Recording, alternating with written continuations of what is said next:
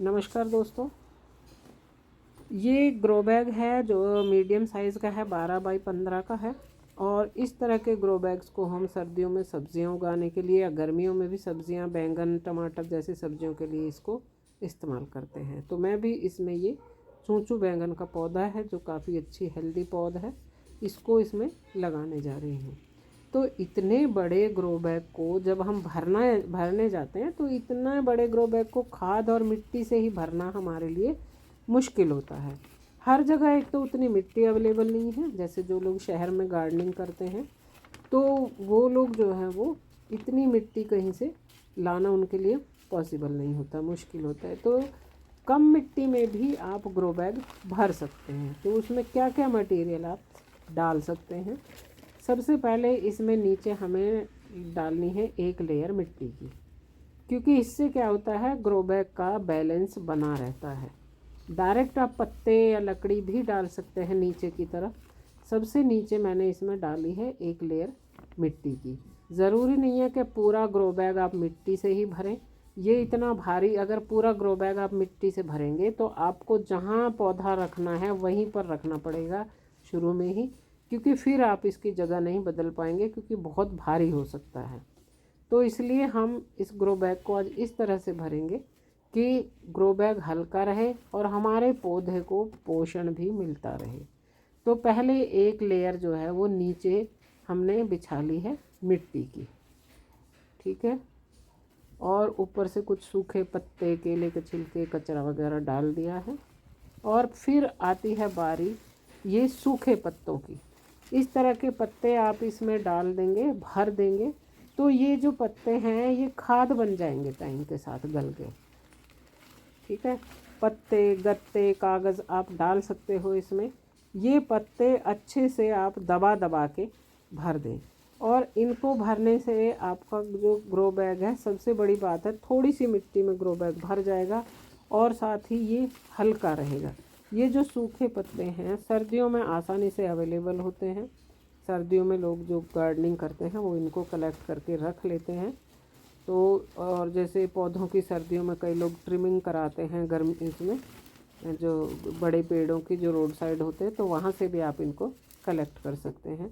तो ये जो पत्ते हैं मैंने अच्छे से इसमें भर दिए हैं खूब। इनको दबा दबा के आपको भर देना है।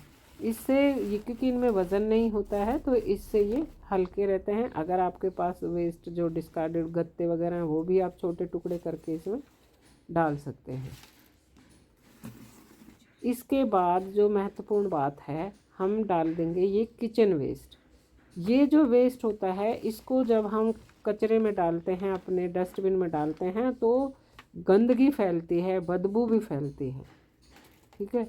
लेकिन इस तरह से अगर आप इसको इकट्ठा करके ऐसे ग्रो बैग में दबा देंगे, ग्रो बैग में भरेंगे, तो इसके एक साथ आप दो फ़ायदे कर रहे हैं। एक तो आपके पौधे को साथ साथ इससे न्यूट्रिशन मिलता रहेगा, ये गल के खाद बन जाएगा, अलग से कोई कंपोस्ट बिन आपको नहीं चाहिएगा। इसके ऊपर आप थोड़ा खाद या फिर ये मैंने जैसे गोबर के उपले का चूरा है वो डाल दिया है, और इसको इस तरह से उठा उठा के अच्छे से सेट कर देना है। देख सकते हैं आप, बहुत ही हल्का है, आधे से ज़्यादा ग्रो बैग भर चुका है और अभी भी ये इतना हल्का है क्योंकि इसमें कोई भी वज़न वाली चीज़ हमने नहीं डाली है। तो ये जो कचरा है ये हमारे पौधे को उल्टा न्यूट्रिशन देगा। इससे जब ऊपर से वो जाएगा, लिक्विड फर्टिलाइज़र निकलेगा, उससे जो पत्ते हैं वो जल्दी गल जाएंगे।